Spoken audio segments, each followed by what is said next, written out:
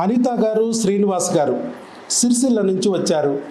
భర్త వయసు 40 సంవత్సరాలు, భార్య వయసు 31 సంవత్సరం. ప్రెగ్నెన్సీ రావటం లేదు. పెళ్ళై చాలా ఏళ్ళు అయిపోయింది. మరి ఏమిటి అని అర్థం కావట్లేదు.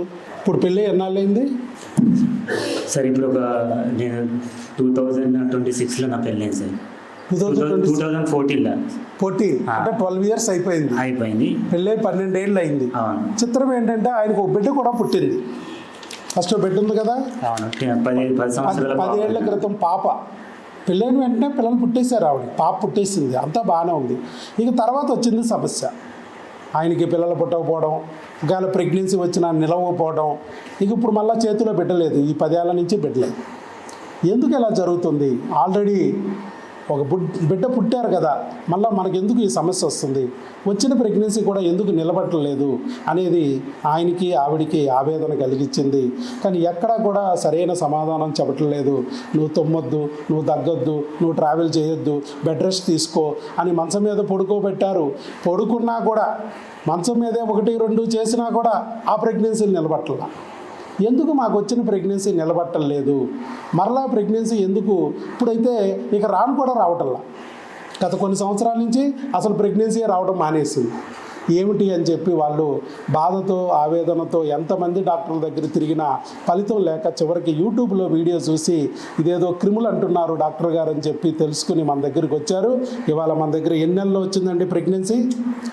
సార్ 1.5 month 2 months అవుతుందండి. 2 monthsలోనే వచ్చింది ప్రెగ్నెన్సీ న్యాచురల్గా. మళ్ళా ఎప్పుడో 10 ఏళ్ల క్రితం వచ్చిన ప్రెగ్నెన్సీని మళ్ళీ రప్పించాం. వచ్చిన ప్రెగ్నెన్సీని కూడా మరి ఈరోజు నిలుపుకోవాలంటే మన మందులు వాడాలి. ఎందుకంటే ఏ క్రిములైతే ఫస్ట్ టైం బిడ్డను వచ్చినప్పుడు లేవు ఒంట్లో, మరి అదే క్రిములు తర్వాత మధ్యలో వచ్చిన బిడ్డను కూడా పొడిసేయడం మొదలుపెట్టాయి. ఇప్పుడు ఆ క్రిములు పెరిగిపోయి అపార్ట్మెంట్లు, విల్లాలు, కాలనీలు కట్టు కూర్చుని చివరికి బిడ్డను పొడవడం కాదు, వీర్య కణాలనే డ్యామేజ్ చేయడం మొదలెట్టాయి, అండాలనే డ్యామేజ్ చేయడం మొదలెట్టాయి, గర్భసంచిని నాశనం చేయడం మొదలెట్టింది. చివరికి బిడ్డని కూడా రానివ్వని పరిస్థితికి వచ్చింది. మరి మిగతా డాక్టర్లు ఏం చెప్తున్నారు? నీకు థైరాయిడ్ ఉంది అందుకు పోయింది అంటారు. థైరాయిడ్కి బిళ్ళ ఇచ్చారు, అది వాడుతున్నారు, అయినా పోతుంది, బిడ్డ కనపడటం లేదు. అంటే ఇక్కడ దొంగలిస్తుంది. దొంగ అనేవాడు థైరాయిడ్ అయితే అయి ఉండొచ్చు, కానీ ఆ ఒక్కడే కాదు దొంగ. వాడిని మనం బంధించినా కూడా, ట్యాబ్లెట్లు పెట్టి సరిచేసినా కూడా మళ్ళా బిడ్డ కనపట్టలేదంటే అర్థం ఏంటి? ఇంకా వేరే దొంగలు ఉన్నారు. 18 రకాల హార్మోన్ల దొంగలు ఉన్నారు అని మనం చెప్పాం. ఒక్క థైరాయిడ్ని ఆపితే అయిపోద్దా? ఆ దొంగను ఆపితే అయిపోద్దా? మిగతా 17 మంది దొంగలు పట్టుకుపోతారు, నీ బిడ్డని నీ కనపడకుండా చేస్తారు అని చెప్పి ఆ టెస్టులు చేయటం, వాటికి మందులు పెట్టడం. అలాగే 25 రకాల క్రిములు ఉన్నాయి. ఆ క్రిములు ఉంటే బిడ్డని రానివ్వవు, వీర్య కణాలని, అండాలని తినేస్తాయి, విత్తనాలను తినేసి తప్పలు పుచ్చులు చేసినట్టు పనికి రాకుండా చేస్తాయి, బిడ్డని రాకుండా చేస్తాయి. ఒకవేళ బిడ్డ వస్తే, మొక్కొస్తే చీడపీడ పట్టి పైరు నాశనం చేసినట్టు బిడ్డని కూడా నాశనం చేసి అబార్షన్ చేస్తాయి అని చెప్పి ఆయనకి ఆ క్రిములకు కూడా మందులు ఇవ్వడం జరిగింది. భార్యాభర్తలు ఇద్దరికీ వాడిచ్చాం.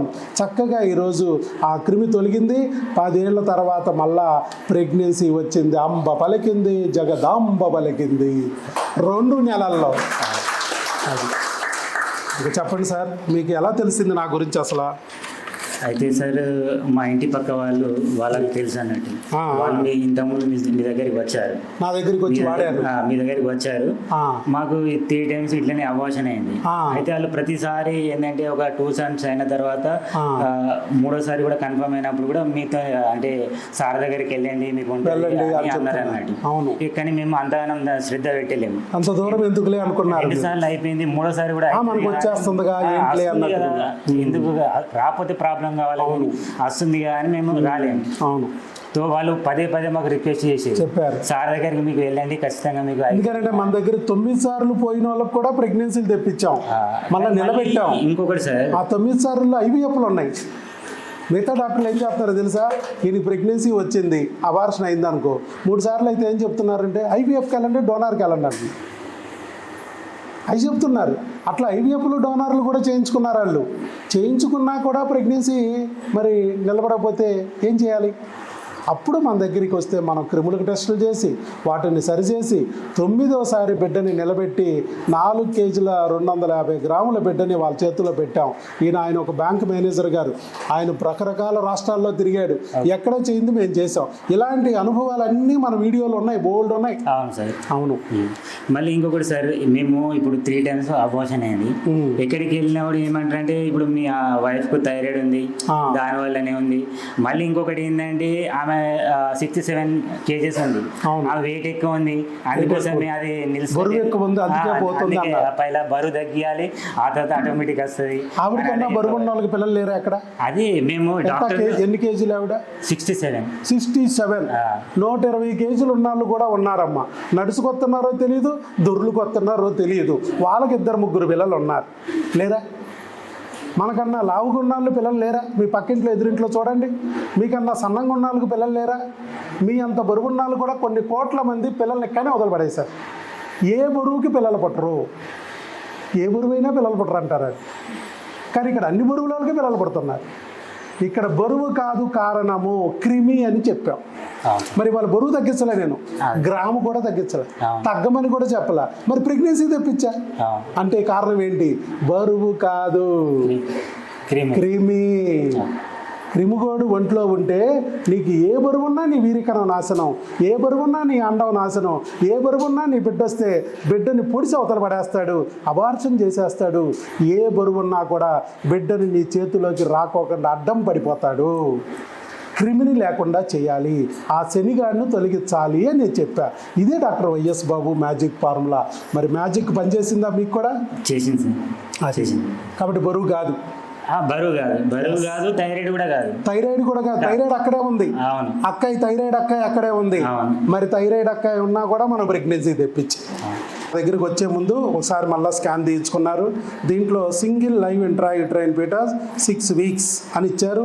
హార్ట్ బీట్ కూడా ఉంది, సిఆర్ఎల్ ఉంది, మరి జెస్టేషనల్ శాక్ ఉంది. డెలివరీ డేటు March 6, 2027 అని ఇచ్చేసారు. ఇంకొక స్కాన్, ఇది రీసెంట్ స్కాన్. ఇదండి పరిస్థితి. మరి ఆయన కూడా 12 ఏళ్ళు అయిపోయి కూడా బాధపడాల్సి వచ్చింది. ఒక బిడ్డ పుట్టాక కూడా బాధపడాల్సి వచ్చింది, అవమానాలు పడాల్సి వచ్చింది, ఆవేదన చెందాల్సి వచ్చింది. కారణం క్రిమి. కాబట్టి సర్పదోషం, నాగదేవత దోషాన్ని తొలగించే డాక్టర్ వైఎస్ బాబు. అంతేగాని పుట్లకెళ్ళి పాలు పోయకూడదు, డ్రమ్ములు అలాగే గుడ్లు వేయకూడదు. నేను ఎక్కడ వేసాను? నీ పొట్టలో వేసా. ట్యాబ్లెట్లు అనే గుడ్లు నీ పొట్టలో పోసాం, సిరప్లు అనే పాలు. ఆటోమేటిక్గా నీ పొట్టలో ఉన్న ఆ నాగదేవతని, సర్పదేవతని పారదోలాం. దేవతలు కదండి, తోలడం ఎందుకు, ఉంచుకుంటే పోలా. అవి శని దేవతలు, ఉంచుకోకూడదు, వాటిని తోలేయాలి. శని దేవతలు తోలేయాలి, లేకపోతే అయ్యి బిడ్డని రానివ్వు, వస్తే కాటేస్తాయి. ఆ శని దేవతల నుంచే బిడ్డని కాపాడటానికి ఇప్పుడు మందులు ఇస్తున్నా. అందుకే భర్తను వచ్చి ఆ మందులు తీసుకెళ్ళమన్నాను. ఆయన వచ్చారు ఆ మందులు తీసుకెళ్ళడానికి. ఇలా మేము లాభం పొందాం. ఇన్ని సంవత్సరాల వేదన నుంచి మరి ఈ మందులు 2 నెలల్లోనే మమ్మల్ని గట్టెక్కించినాయి అని చెప్పి ఆ విషయాన్ని మీతో షేర్ చేసుకోవడానికి ముందుకు వచ్చారు. వారికి గట్టిగా ఒకసారి చప్పట్లు కొట్టి అభినందనలు తెలియజేశారు. ఆల్ ది బెస్ట్ అండి.